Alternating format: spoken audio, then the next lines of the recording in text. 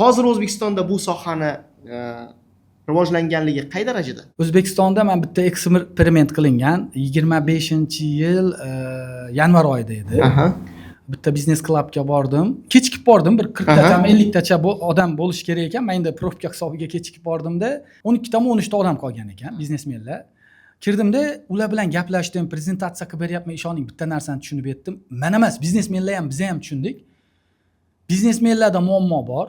Ularning yechimi data analitikadaligini hech kim bilmaydi. O'zlari ham bilmayapti. O'zlari ham bilmayapti. Shunaqa bo'ldi, keyin ularga bitta taklif berdim. Sizlarda bitta mana bizani bitiruvchilar bor. Men yutaman, meni bolalarim praktika qilib oladi. 25-yil yanvar oyida edi bu. Praktika qilib oladi. 1 oymi, 2 oy sen ularga praktika qildirish natijasida uni orqasida men turib beraman. Bizani 10 yillik tajriba turib beradi. Nima qildira olsang qildira olasan, tekin narsa. Ularni yo'qotadigan narsasi bo'lmagani uchun ular olishdi. 2-3 haftaning ichida 7 tasi ishga oldi. Tushunib yetdi.